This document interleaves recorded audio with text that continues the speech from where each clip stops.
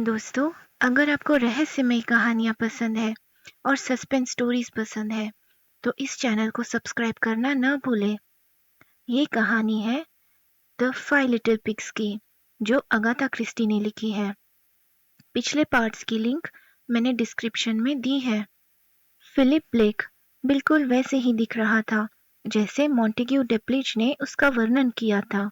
एक सफल, चालाक, खुशमिजाज आदमी, थोड़ा मोटा सा। हर्क्यूल पॉयरो ने मुलाकात का समय शनिवार शाम 6:30 बजे तक का तय किया। फिलिप ब्लेक ने अभी-अभी अपने 18 होल्स का गोल्फ पूरा किया और अच्छा खेलकर अपने विरोधी से 5 पॉइंट जीते।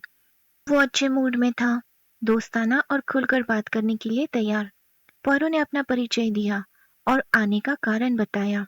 इस बार उसने पूरी सच्चाई के लिए ज्यादा जिद नहीं की। ब्लेक को समझ आया कि ये मशहूर क्राइम पर किताबों की एक सीरीज का मामला है। फिलिप ब्लेक ने बोहे चढ़ाई। हे ईश्वर, ये बातें करने की क्या जरूरत है? पॉयरो ने कंधे उचका दिए। आज वो अपने फौरन अंदाज में था। उसने धीमे से कहा, जनता को पसंद है। हाँ, उन्हें ये सब बहुत पसंद है। बेवकूफी है, ब्लेक ने कहा, लेकिन अच्छे मूड में, बिना किसी घृणा के। पॉयरो बोला, ये इंसानी फितरत है। आप और मैं, मिस्टर ब्लेक, दुनिया को जानते हैं और इंसानों के बारे में कोई भ्रम नहीं रखते। बुरे लोग नहीं होते ज्यादातर, लेकिन उन्हें आदर्श भी नहीं बनाया जा सकता। ब्लेक ने हंसकर कहा, मैं तो अपने भ्रम बहुत पहले छोड़ चुका हूँ। पॉयरो ने कहा, सुना है आप बहुत अच्छा किस्सा सुनाते हैं। ब्लेक की आंखें चमक उठी। सुना है ये वाला? पॉयरो हंस पड़ा। कहानी शालीन नहीं थी, लेकिन मजेदार थी। फिलिप ब्लेक कुर्सी पर पीछे टिक गया, मांसपेशियां ढीली, आंखें हंसी में सिकुड़ी हुई। पॉयरो को अचानक लगा कि वो किसी संतुष्ट सुअर जैसा लग रहा है। एक सुअर। This little pig went to market. ये आदमी, फिलिप ब्लेक, कैसा था? बिना किसी चिंता के, सुखी और सफल। कोई पछतावा नहीं, कोई बेचैनी नहीं, कोई पुरानी यादों का बोझ नहीं। एक अच्छे से खाया पिया सुअर जो बाजार गया और पूरी कीमत पाई। शायद कभी फिलिप ब्लेक और भी ज्यादा जिंदा दिल था। जवानी में शायद हैंडसम रहा होगा, आंखें थोड़ी छोटी और पास पास, लेकिन बाकी सब ठीक ठाक। अब शायद 50 और 60 के बीच की उम्र में, क्रेल की मौत के समय 40 के आसपास रहा होगा। तब जिंदगी से ज्यादा उम्मीदें रखता होगा, लेकिन कम पाता होगा। पॉयरो ने कहा, आप समझते हैं मेरी मजबूरी। ब्लेक बोला, सच कहूं, मुझे समझ नहीं आ रहा। वो सीधा बैठ गया। नजरों में फिर वही तेजी आ गई। क्यों आप तो लेखक भी नहीं। एग्जैक्टली नहीं, असल में मैं एक डिटेक्टिव हूँ। ऑफ कोर्स, मशहूर डिटेक्टिव हर्क्यूल पॉयरो। ब्लेक के स्वर में हल्की चुटकी थी। अंदर से वो विदेशी लोगों के दावों को गंभीरता से नहीं लेता था। अपने दोस्तों से वो कहता, अजीब सा आदमी, लेकिन औरतों में शायद अच्छा चलता होगा। यही रवैया पॉयरो ने चाहा था। फिर भी उसे थोड़ी चिढ़ हुई। एक सफल बिजनेसमैन उस पर इम्प्रेस नहीं हुआ। ये तो अपमान था। पॉयरो बोला, मुझे खुशी है कि आप मुझे जानते हैं। मेरी सफलता मिस्टर ब्लेक साइकोलॉजी पर टिकी है, यानी इंसानी बर्ताव का रहस्य। यही आजकल क्राइम में लोगों को दिलचस्पी देता है। पहले तो लोग सिर्फ रोमांस के नजरिए से मशहूर क्राइम पढ़ते थे। अब लोग जानना चाहते हैं कि डॉक्टर क्रिपन ने अपनी पत्नी को क्यों मारा, या कोई महिला अपराधी क्यों बनी। ब्लेक ने ऊबते हुए कहा, अधिकतर क्राइम का कारण तो ऑब्वियस होता है, पैसा। पॉयरो ने कहा, लेकिन माय डियर सर, कारण भी ऑब्वियस नहीं होना चाहिए। यही असली मजा है। ब्लेक ने मुस्कुराकर कहा, और यही आपका काम है? एग्जैक्टली, पुराने क्राइम को साइकोलॉजिकल एंगल से लिखना, यही मेरा काम है। ब्लेक ने पूछा, काफी थकाने वाला होगा। पॉयरो ने कहा, हाँ, थकाने वाला तो है। अब बताइए इसमें मेरा क्या रोल है? पॉयरो बोला, द क्रेल केस मोजियो। ब्लेक चौंका नहीं, बस गंभीर हुआ। हाँ, क्रेल केस। पॉयरो ने पूछा, आपको बुरा तो नहीं लगेगा? ब्लेक ने कंधे उचका दिए। बुरा मानने से क्या होगा? कैरोलिन क्रेल का ट्रायल पब्लिक रिकॉर्ड है, कोई भी लिख सकता है। एमियस क्रेल मेरा अच्छा दोस्त था। मुझे अच्छा नहीं लगता कि फिर से ये मामला उठे, लेकिन होता है। पॉयरो ने कहा, आप एक फिलोसोफर है। ब्लेक बोला, नहीं, बस इतना जानता हूँ कि बेकार की लड़ाई नहीं लड़नी चाहिए। पॉयरो ने कहा, मैं कोशिश करूंगा कि अच्छे स्वाद और नफासत के साथ लिखूं। ब्लेक जोर से हंस पड़ा और बोला, ये सुनकर हंसी आ गई। पॉयरो बोला, मिस्टर ब्लेक, मैं आपको यकीन दिलाता हूँ कि मेरी दिलचस्पी सिर्फ पैसों में नहीं है। मैं सचमुच अतीत को फिर से महसूस करना चाहता हूँ। ये देखना चाहता हूँ कि असल में क्या हुआ था और लोगों के दिमाग और दिल में उस वक्त क्या चल रहा था। फिलिप ब्लेक बोला, मेरे ख्याल से इसमें ज्यादा गहराई नहीं थी। साफ साफ बात थी, सीधी सीधी औरत की जलन, बस। अगर आप अपना नजरिया बताएं तो मुझे बहुत दिलचस्पी होगी। ब्लेक का चेहरा गुस्से से लाल हुआ। रिएक्शन, प्रतिक्रिया, मैं बस खड़ा होकर प्रतिक्रिया नहीं दे पाया। मेरा दोस्त, हाँ मेरा दोस्त, जहर देकर मारा गया, और अगर मैं जल्दी कुछ करता तो शायद उसे बचा लेता। आप ऐसा क्यों सोचते हैं? सुबह मेरे भाई मेरिडिथ ने फोन किया था। वो परेशान था। उसके बनाए हुए जहरीले हेल ब्रू में से एक गायब था और वो बहुत खतरनाक था। मैंने उससे कहा कि आओ और बात करते हैं, सोचते हैं क्या करना है। अब सोचता हूँ तो लगता है कि मैं कितना मूर्ख था। मुझे सीधे एमियस के पास जाकर कहना चाहिए था, कैरोलिन ने मेरिडिथ का जहर चुरा लिया है और तुम और एल्सा सावधान रहो। लेकिन मैंने देर कर दी। ब्लेक उठ खड़ा हुआ, गुस्से में कमरे में टहलने लगा। सोचते हो, मैंने इसे अपने दिमाग में बार बार नहीं दोहराया। मैं जानता था, मेरे पास मौका था, लेकिन मैंने उसे गवा दिया। कैरोलिन इंतजार नहीं करने वाली थी। जैसा ही मौका मिला, उसने जहर इस्तेमाल कर दिया। पॉयरो बोला, मुझे लगता है आप अपने ऊपर ज्यादा दोष दे रहे हैं। आपके पास वक्त भी कम था। कम था? बहुत वक्त था। मैं एमियस को जाकर बता सकता था, लेकिन शायद वो विश्वास न करता। एमियस ऐसा इंसान था जो अपने खतरे पर यकीन नहीं करता, और कैरोलिन के बारे में उसकी नजरों में इतनी बुरी राय नहीं थी। लेकिन मैं कैरोलिन के पास जा सकता था और कह सकता था, मुझे पता है तुम क्या करने वाली हो। अगर एमियस या एल्सा को जहर दिया गया तो तुम्हें फांसी होगी। इससे वो रुक जाती, या फिर मैं पुलिस को फोन कर सकता था। लेकिन मैंने मेरेडिथ के धीमे तरीकों पर भरोसा किया। पक्का कर लो, सोच समझ लो। मेरेडिथ कभी तेज फैसला नहीं ले सकता था। अच्छा हुआ कि वो सबसे बड़ा बेटा था और जायदाद उसे मिली, वरना कारोबार में एक पैसा भी नहीं कमा पाता। पॉयरो बोला, आपको कोई शक नहीं था कि जहर कैरोलिन ने लिया था? बिल्कुल नहीं, मैं कैरोलिन को बहुत अच्छी तरह जानता था। कैसी औरत थी कैरोलिन क्रेल? वो वो मासूम नहीं थी जो लोगों ने सोचा था। तो फिर वो कैसी थी? कैरोलिन पूरी तरह खराब इंसान थी। हाँ, उसके पास चार्म था, ऐसा मीठा व्यवहार जो लोगों को धोखा दे देता। वो नाजुक और बेबस लगती थी, जिससे लोग उसकी मदद करना चाहते थे। लेकिन असल में वो ठंडी, चालाक और प्लानिंग करने वाली औरत थी। उसका गुस्सा भी बहुत खतरनाक था। बचपन में उसने अपनी छोटी बहन को मारने की कोशिश की थी, बस इसीलिए कि माँ का प्यार बहन को ज्यादा मिल रहा था। कैरोलिन को हमेशा पहला स्थान चाहिए था। पैसे नहीं थे तो उसने सोच समझकर एमियस को चुना, क्योंकि उसके पास एल्डरबेरी और एक पेंटर का हुनर था। उसने सही दांव खेला और एमियस की पेंटिंग्स ने उसे जल्दी नाम और पैसा दिला दिया। ब्लेक पॉयरो को डाइनिंग रूम में ले गया और दीवार पर टंगी एक पेंटिंग दिखाई। ये देखिए, एमियस का काम। पॉयरो चुपचाप देखता रहा। एक साधारण सी चीज, मेहगोनी टेबल पर गुलाब का गुलदस्ता।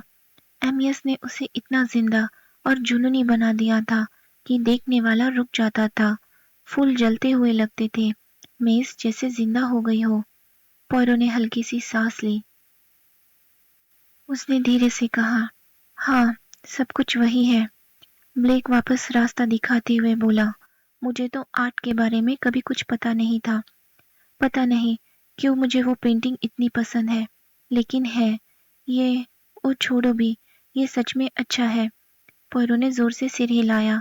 ब्लेक ने अपने गेस्ट को सिगरेट ऑफर की और खुद भी जलाई। फिर बोला, और वही आदमी जिसने वो गुलाब पेंट किए, जिसने woman with cocktail shaker paint की, जिसने वो कमाल की लेकिन दर्दनाक नेटिविटी पेंट की, वही आदमी जिसकी जिंदगी बीच में खत्म कर दी गई एक बदले की भावना रखने वाली नीच स्वभाव की औरत की वजह से। वो रुका और बोला, तुम कहोगे मैं कड़वा हूँ, कैरोलिन के खिलाफ ज्यादा पक्षपाती हूँ। उसके पास चार्म था, मैंने भी महसूस किया है, लेकिन मैं हमेशा असली औरत को जानता था। और वो औरत मिस्टर पॉयरो बुरी थी, क्रूर थी, चालाक थी और हमेशा पाने की कोशिश करने वाली थी। पॉयरो ने कहा, फिर भी मैंने सुना है कि मिसेस क्रेल ने अपनी शादीशुदा जिंदगी में कई मुश्किलें सही थी। ब्लेक बोला, हाँ, और क्यों उसने सबको बताया भी नहीं, क्योंकि हमेशा खुद को शहीद दिखाती थी। बेचारा एमियस, उसकी शादीशुदा जिंदगी एक तरह का नर्क थी, या फिर होती अगर उसकी कला न होती। पेंटिंग करते वक्त वो सब भूल जाता था, कैरोलिन की शिकायतें, लड़ाइयाँ, सब। लेकिन वो झगड़े खत्म नहीं होते थे। हफ्ते में एक दो बार तो जरूर धमाकेदार लड़ाई होती थी। कैरोलिन को झगड़े पसंद थे, शायद उसे उनसे सुकून मिलता था। वो अपने मन की सारी कड़वी बातें निकाल देती थी और फिर बिल्ली की तरह आराम से घूमती थी। लेकिन एमियस थक जाता था, उसे शांति चाहिए थी, आराम और सुकून। असल में ऐसे आदमी को शादी नहीं करनी चाहिए थी। पॉयरो ने पूछा, वो आपसे अपनी बातें शेयर करता था? ब्लेक बोला, हाँ, वो जानता था मैं उसका अच्छा दोस्त हूँ, लेकिन वो ज्यादा शिकायत नहीं करता था। कभी कभी बस कह देता, सब औरतों को बाढ़ में जाना चाहिए या शादी मत करना। पॉयरो बोला, आपको मिस ग्रेयर के साथ उसके रिश्ते के बारे में पता था? हाँ, मुझे दिख रहा था। उसने कहा था कि उसने एक कमाल की लड़की से मुलाकात की है। वो कहता था ये बाकी सबसे अलग है, लेकिन एमियस तो अक्सर किसी न किसी औरत को अलग कह देता था। फर्क ये था कि एल्सा ग्रेयर सच में अलग थी। जब मैं एल्डरबेरी गया तो देखा कि वो एमियस को पूरी तरह अपने वश में कर चुकी थी। आपको एल्सा ग्रेयर भी पसंद नहीं थी? नहीं, वो भी एक तरह की शिकारी थी। वो भी एमियस को पूरी तरह अपना बनाना चाहती थी, लेकिन फिर भी शायद कैरोलिन से बेहतर होती। लेकिन लगता है एमियस को औरतों से दूर रहना पसंद नहीं था। ब्लेक ने आह भरते हुए कहा, वो बेवकूफ हमेशा किसी न किसी में फंसा रहता था। लेकिन सच में सिर्फ कैरोलिन और एल्सा ही थी जिन्होंने उस पर गहरा असर डाला। क्या वो बच्ची से लगाव रखता था? एंजेला? हाँ, हम सबको पसंद थी, लेकिन कभी कभी वो एमियस को परेशान कर देती थी और कैरोलिन हमेशा एंजेला का पक्ष लेती थी, जिसे एमियस चिढ़ जाता था। पॉयरो बोला, मैं उसकी अपनी बेटी कार्ला के बारे में पूछ रहा था। ओह, कार्ला, हाँ, वो उससे प्यार करता था। जब पॉयरो ने पूछा कि कैरोलिन को बेटी से कितना लगाव था, तो ब्लेक के चेहरे पर एक अजीब सा दर्द उभरा। मैं ये नहीं कह सकता कि वो बुरी माँ थी। नहीं, मैं ये नहीं कह सकता। यही एक चीज है जो मुझे इस मामले में अफसोस देती है। उस बच्चे के बारे में सोचकर उसकी जिंदगी पर इतना दुखद साया पड़ गया। पॉयरो ने धीरे से कहा, सच तो हमेशा सामने आ ही जाता है मिस्टर ब्लेक, चाहे कितने साल क्यों न लग जाए। ब्लेक बुदबुदाया, पता नहीं। पॉयरो ने कहा, सच की खातिर मिस्टर ब्लेक, आपसे कुछ करने के लिए कहूंगा। क्या? आप मुझे एल्डरबेरी में हुए उस हादसे का बिल्कुल सही और पूरा विवरण लिखकर दें। इतने साल बाद मैं तो गलतियां कर बैठूंगा। जरूरी नहीं। नहीं, देखो, एक तो ये है कि समय के साथ माइंड सिर्फ जरूरी बातें याद रखता है और बेकार की चीजें हटा देता है। ओह, मतलब बस एक रफ आउटलाइन? नहीं, बिल्कुल नहीं। मेरा मतलब है कि हर घटना का डिटेल में और ध्यान से लिखा हुआ वर्णन, जैसा हुआ और जितनी बातें तुम्हें याद हो। और अगर मुझे वो बातें गलत याद हो तो कम से कम अपने हिसाब से सही वर्डिंग दे दो। हो सकता है उसमें कुछ गैप हो, लेकिन वो टालना असंभव है। ब्लेक ने उसे देखा, लेकिन फायदा क्या है? पुलिस फाइल्स में तो सब कुछ ज्यादा लिखा हुआ है। नहीं मिस्टर ब्लेक, हम अभी साइकोलॉजी के नजरिए से बात कर रहे हैं। मुझे सिर्फ तथ्य नहीं चाहिए, मुझे तुम्हारे चुने हुए तथ्य चाहिए। टाइम और मेमोरी के कारण तुम्हारा सिलेक्शन अलग होगा। हो सकता है कुछ बातें या कुछ शब्द पुलिस फाइल्स में ना मिले, ऐसी बातें जो तुम्हें उस वक्त जरूरी नहीं लगी, या दोहराना पसंद नहीं किया। ब्लेक ने कहा, क्या ये अकाउंट पब्लिक किया जाएगा? बिल्कुल नहीं, ये सिर्फ मेरी नज़र के लिए होगा ताकि मैं अपने तथ्य निकाल सकूं। और तुम मेरी परमिशन के बिना लिखोगे तो नहीं? बिल्कुल नहीं। फिलिप ब्लेक ने कहा, मैं बहुत बिजी आदमी हूँ मिस्टर पॉयरो। मुझे पता है कि इसमें समय और मेहनत लगेगी। मैं एक राशि देने के लिए तैयार हूँ। थोड़ा टाइम लगा। फिर फिलिप ब्लेक ने अचानक कहा, नहीं, अगर मैं ये करूँगा तो फ्री में करूँगा। और आप करेंगे? फिलिप ने चेतावनी दी, याद रखिए, मैं अपनी याददाश्त की पूरी सटीकता की गारंटी नहीं दे सकता। ये पूरी तरह समझ लिया गया है। तो मुझे लगता है, फिलिप ब्लेक ने कहा, कि मैं ये करना चाहूँगा। एक तरह से मुझे लगता है कि मैं एमियस क्रेल का ये ऋण चुकाना चाहता हूँ। This little pig stayed at home. ये छोटा सुअर घर पर ही रहा। हर्क्यूल पॉयरो वो आदमी नहीं था जो छोटी छोटी बातों को नजरअंदाज करे। मेरिडिथ ब्लेक से मिलने की उसकी तैयारी बहुत सोच समझ कर की गई थी। उसे पहले से ये महसूस हो गया था कि मेरिडिथ फिलिप ब्लेक से बिल्कुल अलग है। यहाँ जल्दबाजी काम नहीं करेगी। यहाँ तो बात धीरे धीरे करनी होगी। पॉयरो जानता था कि मेरिडिथ के मन तक पहुंचने का एक ही तरीका है, उसे सही पहचान के साथ मिलना होगा। और वो पहचान सोशल होनी चाहिए, प्रोफेशनल नहीं। अपने लंबे करियर में पॉयरो ने अलग अलग जगहों पर दोस्त बनाए थे। डेवनशायर भी इसमें शामिल था। उसने सोचा कि वहाँ उसके कौन कौन से जानकार हैं। उसे 2 लोग मिले जो मेरिडिथ के दोस्त या परिचित थे। तो वो मेरिडिथ के पास गया 2 चिट्ठियों के साथ। एक लेडी मेरी लिटन गोर की, जो एक शांत अकेली सज्जन महिला थी, और दूसरी एक रिटायर्ड एडमायरल की, जिनका परिवार 4 पीढ़ियों से वहां रहता था। मेरिडिथ ने पॉयरो को थोड़ी हैरानी से रिसीव किया। वो सोच रहा था, पहले के जमाने में प्राइवेट डिटेक्टिव्स बस शादी में गिफ्ट्स की रखवाली करते थे या तब बुलाए जाते थे जब कोई गंदी या उलझी हुई बात सुलझानी हो। पर यहाँ लेडी मेरी की चिट्ठी में लिखा था, पॉयरो मेरा पुराना और कीमती दोस्त है, प्लीज जो भी मदद कर सको करो। और एडमायरल की चिट्ठी में लिखा था, बहुत अच्छे इंसान है, भरोसेमंद है, मजेदार कहानियां सुनाते हैं, जितना हो सके मदद करना। फिर सामने आया खुद पॉयरो, अजीब कपड़े, बटन वाले बूट, बड़ी मूछे, एकदम अलग अंदाज।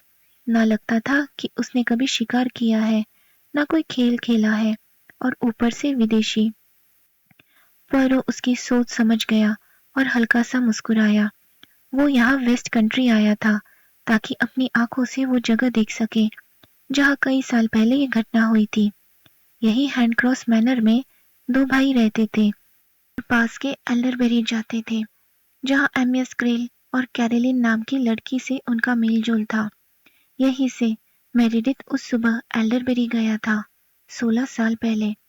मेरिडिथ एक साधारण इंग्लिश गांव के सज्जन की तरह दिखता था। पुराना कोट, धूप से जला चेहरा, हल्की नीली आंखें, कमजोर होठ और बिखरी मूछ। उसका तरीका धीमा था, जैसे सालों के साथ उसकी रफ्तार और भी धीमी हो गई हो।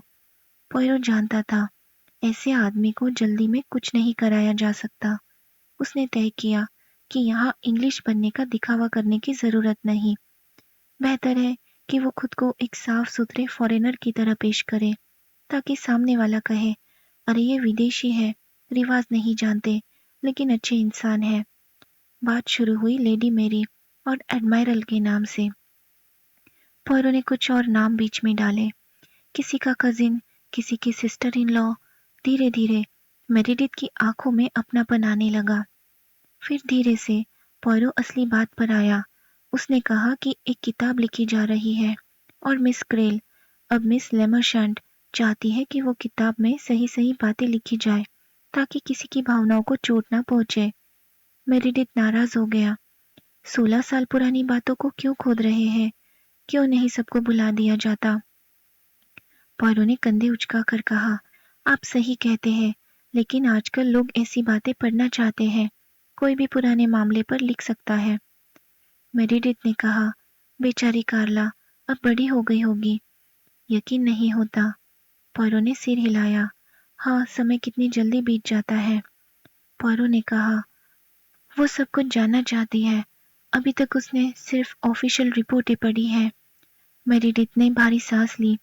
कितना बुरा हाल होगा उसका, सच जानना और फिर उन ठंडी बेरहम ट्रायल रिपोर्ट्स पढ़ना। सच्चाई, हकील पॉयरो ने कहा, सिर्फ कानूनी बयान में पूरी तरह नहीं आ सकती। जो बातें छोड़ दी जाती हैं, वही असल में मायने रखती हैं।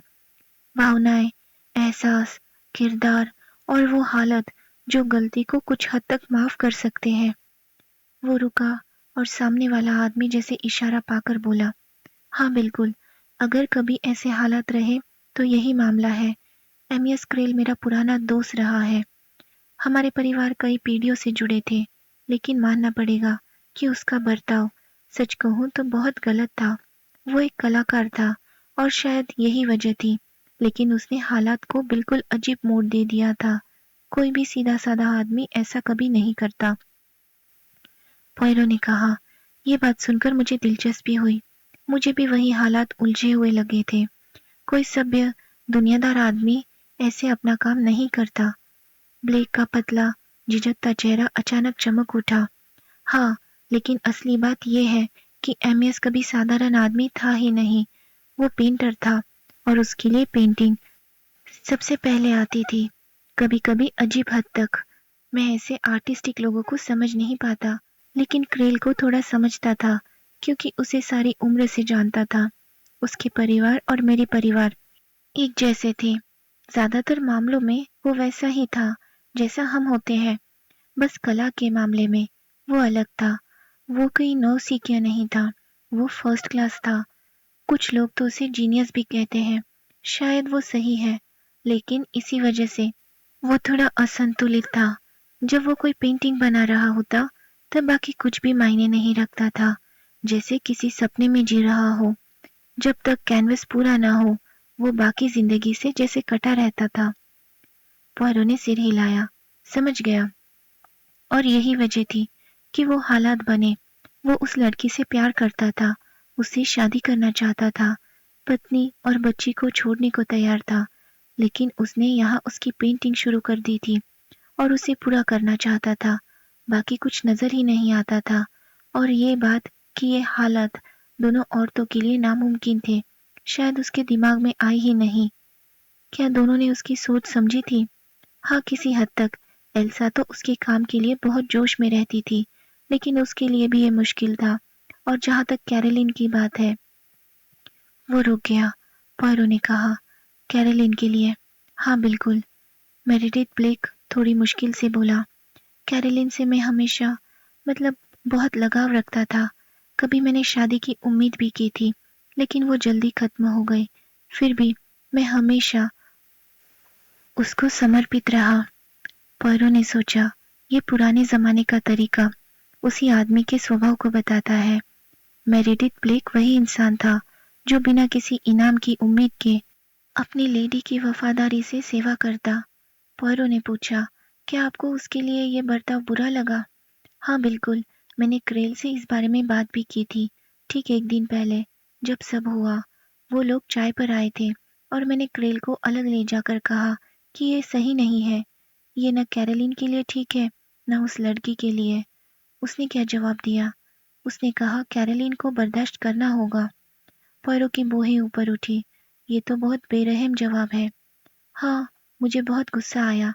मैंने कहा कि पत्नी से प्यार नहीं है तो उसकी तकलीफ की परवाह नहीं, लेकिन लड़की का क्या, ये उसके लिए भी बुरा है। उसने कहा एल्सा को भी बर्दाश्त करना होगा। फिर बोला, तुम समझते नहीं हो, ये मेरी पेंटिंग अब तक की सबसे अच्छी है और दो जलनखोर औरतें इसे खराब नहीं करेगी। उससे बात करना बेकार था। मैंने कहा कि वो सारी शराफत भूल गया है। उसने बीच में टोका, मेरे लिए पेंटिंग ही सब कुछ है। मैंने उसे और समझाया कि उसने कैरोलिन की जिंदगी दुखों से भर दी है। उसने माना और कहा, हाँ मैं जानता हूँ और मुझे अफसोस है, लेकिन उसने शादी से पहले ही जान लिया था कि मैं कैसा आदमी हूँ। मैंने कहा कि उसे अपना घर तोड़ना नहीं चाहिए, बच्ची भी है, एल्सा बहुत कम उम्र की है, बाद में पछता सकती है। उसे सब खत्म कर देना चाहिए और पत्नी के पास लौट आना चाहिए। उसने क्या कहा? ब्लेक ने कहा। वो बस कंधे उचकाकर बोला, तुम अच्छे आदमी हो मेरी, लेकिन बहुत भावुक। पेंटिंग पूरी होने तक रुक जाओ, फिर तुम भी मानोगी कि मैं सही था। मैंने कहा, तुम्हारी पेंटिंग भाड़ में जाए। वो मुस्कुराया और बोला कि इंग्लैंड की सारी नर्वस औरतें भी ऐसा नहीं कह सकती। फिर मैंने कहा कि अगर पेंटिंग पूरी होने तक कैरोलिन को ये बात न बताते तो ज़्यादा ठीक होता। उसने कहा कि वो उसकी गलती नहीं थी, एल्सा ही थी जिसने सारा राज खोलने पर जोर दिया। मैंने पूछा क्यों? उसने कहा कि एल्सा को लगता था कि अगर सब साफ-साफ न बताया तो ये सही नहीं होगा। वो चाहती थी कि सब कुछ खुला और साफ रहे। किसी हद तक एक इंसान इसे समझ सकता है और लड़की की इस बात की इज्जत भी कर सकता है, चाहे वो कितनी भी गलत हरकत कर रही हो, पर ईमानदार रहना चाहती थी। हर्क्यूल पोयरो ने कहा, बहुत बार सच्चाई जाहिर करने से बेवजह का दर्द और दुख बढ़ जाता है। पोयरो ने आगे कहा, एकमात्र इंसान जिस पर इसका असर नहीं हुआ वो था एमियस ग्रिल। ब्लेक बोला, और क्यों? क्योंकि वो पूरी तरह से स्वार्थी था। मुझे आज भी याद है, वो मुस्कुराते हुए बोला, चिंता मत करो मेरी। ब्लेक ने आगे कहा, वो औरतों को गंभीरता से नहीं लेता था। मैं उसे बता सकता था कि कैरोलिन बहुत परेशान है। क्या उसने तुम्हें बताया था? साफ शब्दों में नहीं, लेकिन मैं हमेशा उस दोपहर उसका चेहरा याद रखूंगा, सफेद और तनाव भरी हंसी के साथ। वो बहुत बातें कर रही थी, हंस रही थी, लेकिन उसकी आंखों में एक गहरी पीड़ा थी, जो मैंने जिंदगी में सबसे ज्यादा असर डालने वाली चीज देखी। वो बहुत ही कोमल स्वभाव की थी। पॉयरो कुछ पल चुप रहा।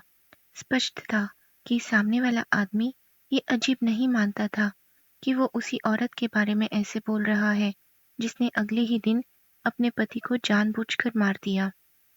ब्लेक आगे बोलता रहा। अब उसका शुरुआती संदेह लगभग खत्म हो चुका था। पोयरो में सुनने की एक खासियत थी। ऐसे लोग जैसे ब्लेक अतीत की बातें दोबारा जीने में एक अजीब सुख महसूस करते हैं। अब वो जैसे खुद से ही बात कर रहा था। मुझे शायद शक करना चाहिए था।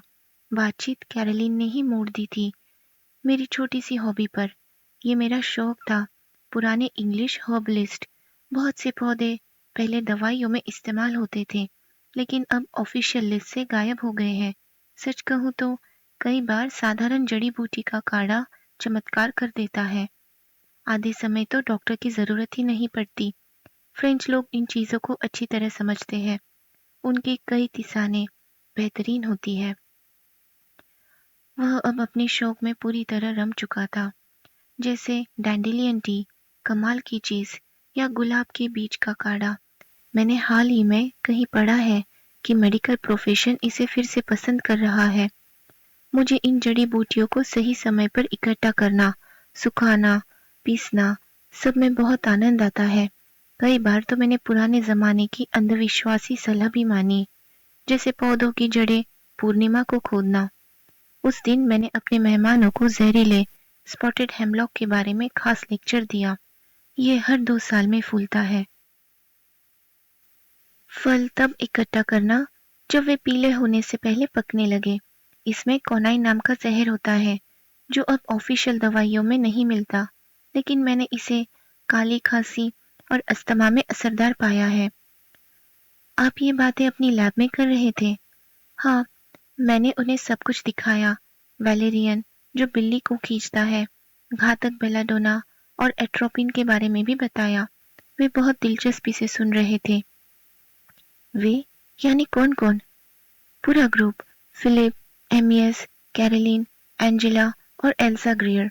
बस यही। मुझे लगा शायद गवर्नेस भी थी।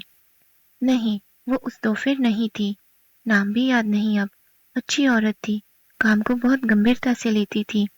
एंजेला उसे बहुत परेशान करती थी। क्यों? वो अच्छी बच्ची थी, लेकिन थोड़ी शरारती। एक बार उसने एमियस की पेंटिंग करते समय उसकी पीठ पर एक शेल रख दिया। वो गुस्से से फट पड़ा और उसे बहुत डांटा। उसके बाद उसने तय किया कि उसे स्कूल भेजना चाहिए। उसे स्कूल भेजना? हाँ, मेरा मतलब ये नहीं कि वो उसे पसंद नहीं करता था। लेकिन कभी-कभी उसे थोड़ा झंझट समझता था और मुझे लगता है मैं हमेशा सोचता रहा हूँ, हाँ, कि वो थोड़ा जेलस था। देखिए, कैरोलीन एंजेला पर चाँद छिड़कती थी।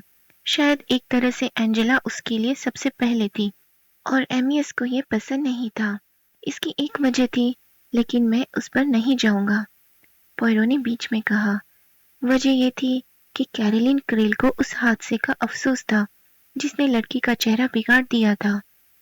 ब्लेक चौंक गया। आपको पता है, मैं इसका जिक्र नहीं करने वाला था। पुरानी बात है, खत्म हो चुकी।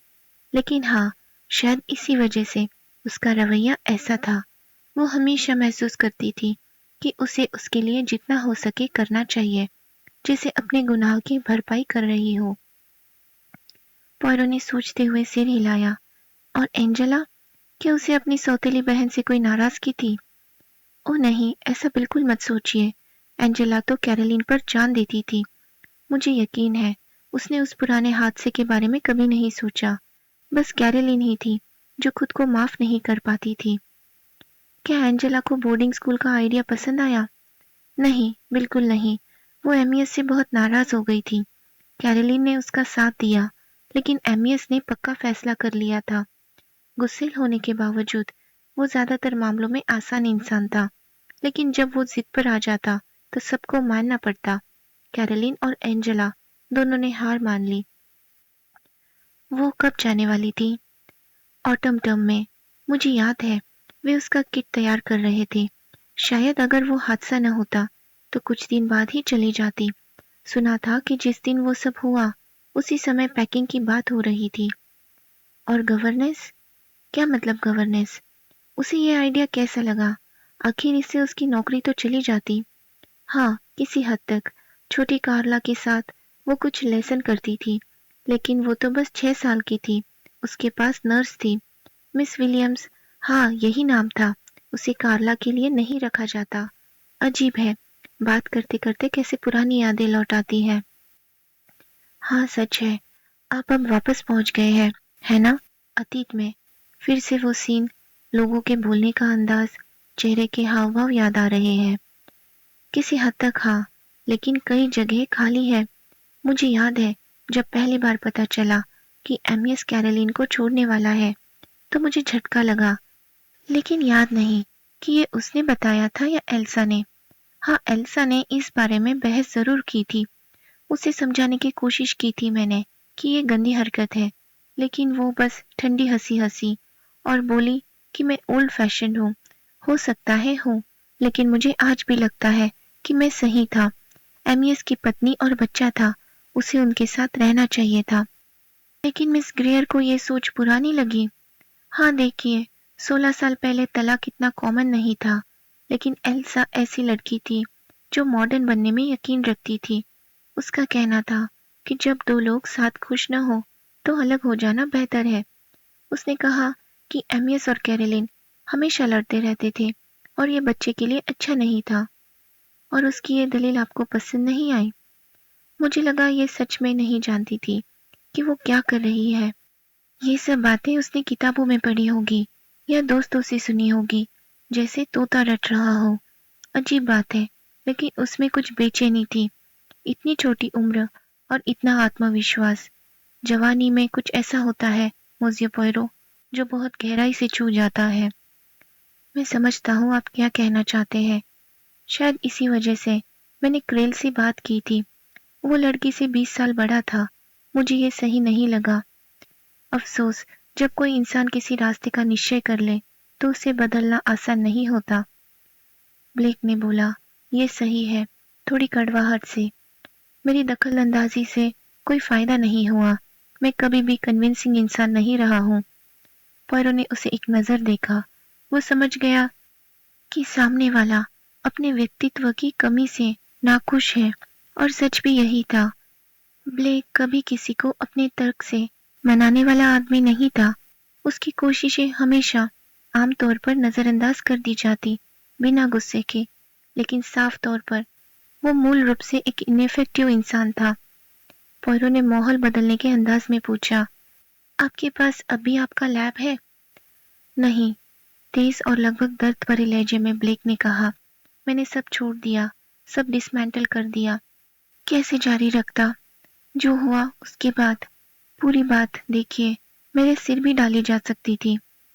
नहीं नहीं मोज़ियो ब्लेक, आप ज़रूरत से ज़्यादा संवेदनशील हो रहे हैं।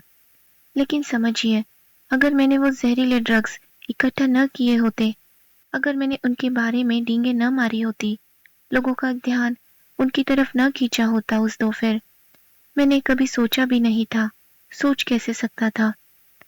सच में, कैसे? लेकिन मैं बस बड़बड़ाता रहा, अपनी थोड़ी-सी नॉलेज पर खुश होकर।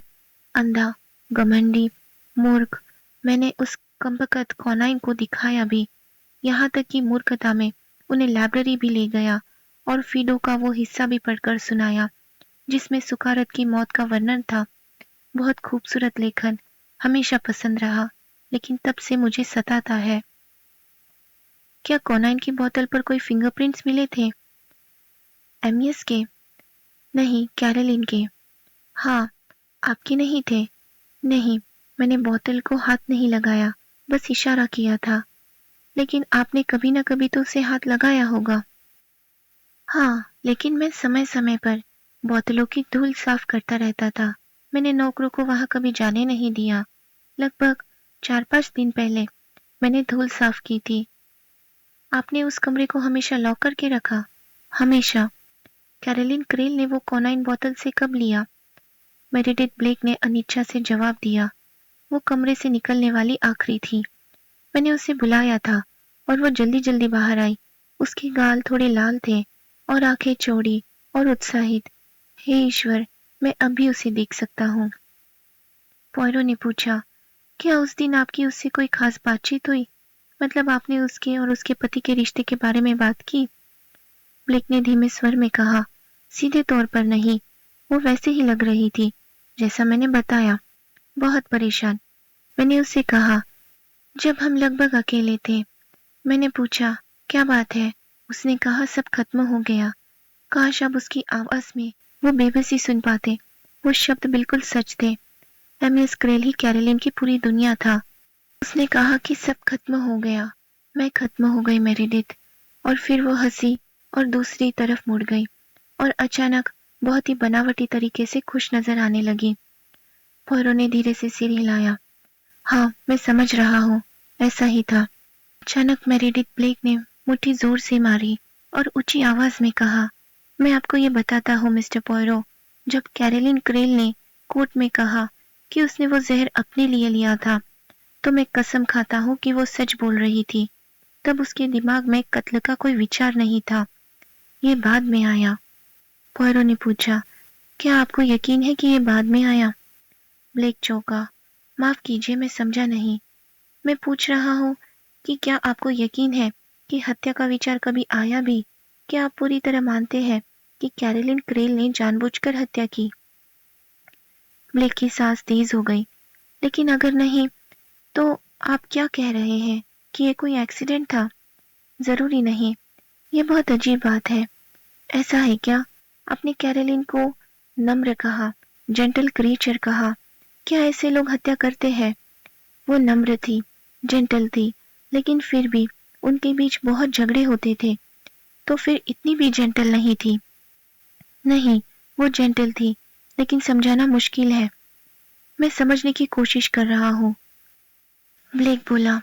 कैरोलिन को गुस्सा जल्दी आ जाता था। बोलने का अंदाज तेज था। वो कह सकती थी, मुझे तुमसे नफरत है, काश तुम मर जाओ, लेकिन इसका मतलब ये नहीं कि वो सच में कुछ करती। तो आपके हिसाब से उसके लिए हत्या करना बहुत अनोखी बात थी। हाँ, मैं यही कह सकता हूँ, ये उसके स्वभाव से मेल नहीं खाता। बस इतना समझा सकता हूँ कि शायद उकसावे की हद पार हो गई थी। वो अपने पति को बेहद चाहती थी। ऐसे में कोई औरत शायद मार भी सकती है। पॉयरो ने सिर हिलाया। हाँ, मैं सहमत हूँ। पहले तो मैं हैरान रह गया, यकीन नहीं हुआ। अगर आप समझते हैं तो असल कैरोलिन ये नहीं कर सकती थी। पॉयरो बोला, लेकिन आप मानते हैं कि कानूनी नजरिए से उसने किया। अगर उसने नहीं किया तो तो मैं और कोई वजह नहीं सोच सकता। एक्सीडेंट नामुमकिन, बिल्कुल नामुमकिन। और सुसाइड, उस पर भी विश्वास नहीं। वो सिर्फ औपचारिकता से बताया गया था। ठीक, तो फिर क्या बचता है? ये संभावना कि एमियस क्रेल को किसी और ने मारा हो। ब्लेक बोला, ये तो हास्यास्पद है। पॉयरो बोला, आपको लगता है? पूरी तरह यकीन है। किसे मारने की क्या वजह होती और कौन मार सकता था? आप मुझसे ज्यादा जानते होंगे। आप सच में मानते हैं? शायद नहीं, लेकिन मैं ये संभावना जांच रहा हूँ। आप भी सोचिए। थोड़ी देर चुप्पी के बाद ब्लेक बोला, मैं कोई और तरीका सोच ही नहीं पा रहा। काश सोच पाता। अगर किसी और पर शक करने की वजह होती तो मैं तुरंत मान लेता कि कैरोलिन बेगुनाह है। लेकिन कौन है? फिलिप, क्रेल का सबसे अच्छा दोस्त। एल्सा, एक मजाक है। मैं खुद, क्या मैं कातिल लगता हूँ? एक बुजुर्ग गवर्नेस, पुराने वफादार नौकर, या शायद बच्ची एंजेला? नहीं मिस्टर पॉयरो, कोई और नहीं, सिर्फ उसकी पत्नी। लेकिन उसने इसे हद तक पहुंचा दिया था, तो एक तरह से ये सुसाइड ही था। मतलब अपने कर्मों के कारण मरा, लेकिन अपने हाथों से नहीं। हाँ, ये थोड़ा पोएटिक लगता है, लेकिन कॉज और इफेक्ट समझ रहे हैं ना? पॉयरो बोला, क्या आपने कभी सोचा मिस्टर ब्लेक कि हत्या का कारण ज्यादातर पीड़ित के व्यक्तित्व में ही मिलता है? सीधे तौर पर नहीं, लेकिन हाँ, समझ रहा हूँ। जब तक आपको पता न हो कि पीड़ित कैसा इंसान था, आप केस को साफ साफ नहीं देख सकते। यही मैं ढूंढ रहा हूँ। आप और आपके भाई ने मुझे मदद की है एमियस क्रेल की पूरी तस्वीर बनाने में। ब्लेक का एक शब्द पर ध्यान गया। फिलिप, उसने कहा। हाँ, क्या आपने उससे भी बात की? बिल्कुल, मेरिडिथ ब्लेक ने तेजी से कहा। आपको सबसे पहले मेरे पास आना चाहिए था। पॉयरो ने हल्की मुस्कान के साथ कहा, मुझे पता है कि आप बड़े हैं, लेकिन समझिए, आपके भाई लंदन के पास रहते हैं, तो पहले उससे मिलना आसान था। मेरिडिथ ब्लेक अब भी बोहे चढ़ाए हुए था। उसने होठ काटते हुए कहा, आपको सबसे पहले मेरे पास आना चाहिए था। इस बार पॉयरो ने जवाब नहीं दिया, वो चुप रहा। फिर मेरिडिथ ब्लेक ने कहा, ये पक्षपाती है। हाँ, असल में वो पूरा का पूरा पक्षपात से भरा हुआ है। उसने पॉयरो की ओर तेज बेचैन नजर डाली। उसने जरूर आपको कैरोलिन के खिलाफ करने की कोशिश की होगी। इतने सालों बाद क्या फर्क पड़ता है? मेरिडिथ ने एक गहरी सांस ली। हाँ, पता है, मैं भूल जाता हूँ। ये बहुत पुरानी बात है। सब खत्म हो चुका है। कैरोलिन को अब कोई नुकसान नहीं पहुंचा सकता। लेकिन फिर भी मैं नहीं चाहता कि आपके मन में गलत धारणा बने। और आपको लगता है कि आपके भाई से मुझे गलत धारणा मिली हो? साफ साफ कहूँ तो हाँ। देखिए, उसके और कैरोलिन के बीच हमेशा से एक तरह का, कैसे कहो, विरोध था। क्यों? ये सवाल ब्लेक को खींचा गया। क्यों? मुझे कैसे पता क्यों? ऐसी बातें होती हैं। फिलिप हमेशा मौका मिलते ही उसे बुरा कहता था। मुझे लगता है एमियस ने उससे शादी की तो उसे बुरा लगा। 1 साल से भी ज्यादा वो उनके पास नहीं गया, जबकि एमियस उसका सबसे अच्छा दोस्त था। शायद इसी वजह से उसे लगता था कि कोई भी महिला उसके दोस्त के लायक नहीं है। शायद उसे डर था कि कैरोलिन उनकी दोस्ती खराब कर देगी। क्या ऐसा हुआ था? नहीं, बिल्कुल नहीं। एमियस ने आखिर तक दोस्ती बनाए रखी। वो मजाक करता था कि फिलिप पैसे का लालची है, मोटा हो रहा है और बिल्कुल साधारण सोच का है। फिलिप को परवाह नहीं थी। वो बस हंस देता था और कहता था कि अच्छा है कि एमियस के पास एक सम्मानजनक दोस्त है। एल्सा ग्रेयर के मामले पर आपके भाई की प्रतिक्रिया कैसी थी? देखिए, बताना थोड़ा मुश्किल है। उसका रवैया साफ समझना आसान नहीं था। उसे एमियस पर गुस्सा था कि वो लड़की के चक्कर में खुद को बेवकूफ बना रहा है। वो कहता था कि ये चलेगा नहीं और एमियस को पछताना पड़ेगा। साथ ही मुझे लगता है, हाँ जरूर, उसे हल्की सी खुशी भी हुई कि कैरोलिन को धोखा मिला। पॉयरो की बोहें उठ गई। वो सच में ऐसा महसूस करता था? गलत मत समझिए, मैं बस कह सकता हूँ कि शायद ये उसके मन के पीछे था। शायद उसने खुद भी कभी महसूस नहीं किया। भाई भाई के बीच खून का रिश्ता होता है। कभी कभी एक भाई जानता है कि दूसरा क्या सोच रहा है। और उस हादसे के बाद मेरिडिथ ब्लेक का चेहरा दर्द से सिकुड़ गया। बेचारा फिल, वो पूरी तरह टूट गया था। एमियस से उसे बेहद लगाव था, शायद हीरो पूजा जैसा। एमियस और मैं हम उम्र थे। फिलिप 2 साल छोटा था और हमेशा एमियस की तरफ देखता था। वो उसके लिए बहुत बड़ा झटका था। वो कैरोलिन से बेहद कड़वाहट रखने लगा। तो उसे कोई शक नहीं था? हम में से किसी को नहीं था। कुछ देर चुप्पी रही, फिर ब्लेक ने झुंझलाहट से कहा, सब खत्म हो गया था, भूल चुका था, और अब आप आ गए हैं फिर से सब कुरेदने। मैं नहीं, कैरोलिन क्रेल। मेरीडिथ ने चौंक कर कहा, कैरोलिन? क्या मतलब? पॉयरो ने कहा, दूसरी कैरोलिन क्रेल। मेरीडिथ का चेहरा नरम पड़ गया। हाँ, वो बच्ची, छोटी कार्ला। मैंने आपको गलत समझा। आपको लगा मैं असली कैरोलिन क्रेल की बात कर रहा हूँ, कि वो अपनी कब्र में चैन से नहीं सो पा रही। मेरीडिथ कांप गया। ऐसा मत कहिए। आप जानते हैं कि उसने अपनी बेटी को मरने से पहले आखिरी चिट्ठी में लिखा था कि वो बेगुनाह थी। कैरोलिन ने ऐसा लिखा? मेरीडिथ हैरानी से बोला। हाँ, ये सुनकर मुझे हैरानी है। अगर आपने उसे कोर्ट में देखा होता, बेचारी, थकी हारी, बिना किसी प्रतिरोध के। हार मानने वाली? नहीं, ऐसा नहीं। मुझे लगता था कि उसने उस आदमी को मार दिया जिसे वो प्यार करती थी, या मैं यही सोचता था। अब आप इतने पक्के नहीं हैं। मरते वक्त ऐसा इंसान गंभीरता से नहीं लिखता। शायद ये बस एक पवित्र झूठ था, पॉयरो ने कहा। शायद, लेकिन मेरीडिथ को शक था। कैरोलिन ऐसा नहीं कर सकती थी। पॉयरो ने सिर हिलाया। कार्ला ने भी यही कहा था। मेरीडिथ का ये बयान पॉयरो के लिए कार्ला की बात का पहला पक्का सबूत था। मेरीडिथ ने धीरे धीरे कहा, अगर कैरोलिन बेगुनाह थी तो ये सब पागलपन है। मुझे कोई और हल समझ में नहीं आता। उसने तेजी से पॉयरो की तरफ देखा। और आप क्या सोचते हैं? चुप्पी छा गई। पॉयरो ने आखिर कहा, अभी तक मैं कुछ नहीं सोच रहा हूँ। मैं बस इम्प्रेशंस इकट्ठा कर रहा हूँ। कैरोलिन क्रेल कैसी थी? एमियस क्रेल कैसा था? और उस समय वहां मौजूद बाकी लोग कैसे थे? ठीक ठीक उन 2 दिनों में क्या हुआ? मुझे इन फैक्ट्स को एक एक करके अच्छे से देखना है। का भाई इसमें मेरी मदद करेगा। वो मुझे अपनी याद के हिसाब से घटनाओं का पूरा अकाउंट भेज रहा है। मेरीडिथ ब्लेक ने तेजी से कहा, आपको उससे ज्यादा कुछ नहीं मिलेगा। फिलिप बहुत व्यस्त आदमी है।